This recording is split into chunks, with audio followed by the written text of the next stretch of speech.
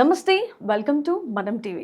ఈ ఏడాది కొత్త సంవత్సరం ఉగాది నుంచి రాశి ఫలాలు ఎలా ఉన్నాయో మన కేసర్ గారిని అడిగి తెలుసుకుందాం. అయ్యా నమస్తే. నమస్తే అమ్మా. మకర రాశి వారికి ఎలా ఉండబోతుంది అంటారు?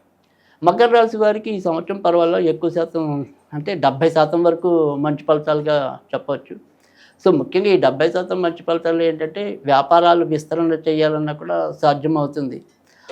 ఇప్పటికే వ్యాపారంలో ఉన్న వాళ్ళకి కూడా గతంలో ఏదైనా సరే ఒడిదుడుకులు వెళ్తున్నవి, లేదా అక్కడ స్టకప్ అయిపోతున్నవి, ఏదైనా సరే ఆగిపోయి ఉన్నవి, అవన్నీ కూడా కొంతవరకు ముందుకెళ్ళడానికి కూడా అవకాశాలు ఎక్కువగా కనిపిస్తున్నాయి.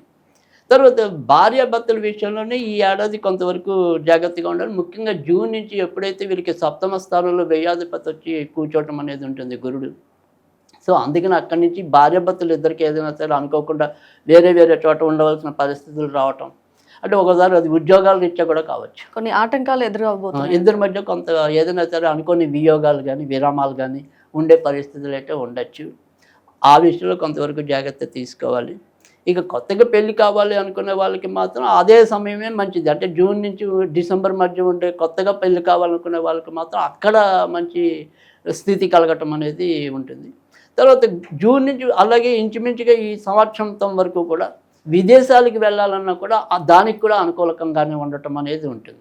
కనుక ఆ రకంగా మాత్రం విదేశీ ప్రయత్నాలు చేయాలి అనుకుంటే మాత్రం ఖచ్చితంగా జూన్ తర్వాత నుంచి అయితే కనుక మరింత మంచి జరగడానికి ఉంటుంది.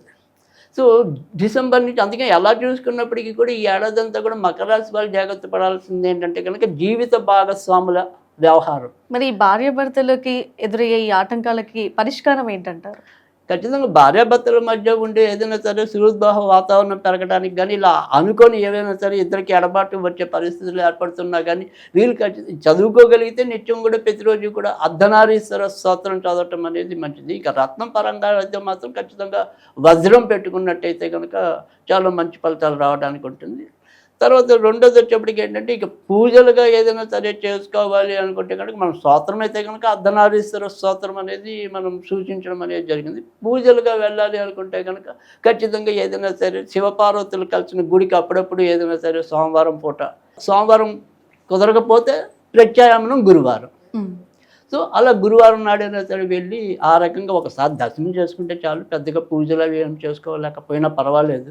కేవలం దర్శనం చేసుకున్నా కూడా మంచి ఫలితాలు రావడానికి అవకాశాలు ఉంటాయి. ఆ రకంగా చేసుకోవటం అనేది మంచిది. ఇక పిల్లలు ఎవరైనా సరే విద్యార్థులు ఉంటే మకర రాశిలో ఉన్న విద్యార్థులు ఎవరైనా ఉంటే కనుక వాళ్ళకి కొద్దిగా ఇంటి దగ్గర పట్టణ కాకుండా ఎక్కడైనా సరే ఏదైనా సరే హాస్టల్లో కానీ లేదా వేరే ప్రాంతాల్లో కానీ చదివిద్దాం అనుకుంటే కనుక దానికి ఈ ఏడాది అనుకూలత అనేది ఎక్కువగా ఉంటుంది. అలాంటివి ఏదైనా సరే వీళ్ళు అనుకుంటే కనుక తల్లిదండ్రులు అలాంటి ప్రయత్నాలు అయితే కనుక ఖచ్చితంగా ఈ సంవత్సరం కొనసాగించుకోవచ్చు. మంచి ఫలితాలు ఉన్నాయంట ఉండే ఆ రకం అంటే ఉన్న చోట కన్నా కూడా వేరు చోట ఈ పిల్లలు ఎక్కువ పైకి రావడానికి ఉంది.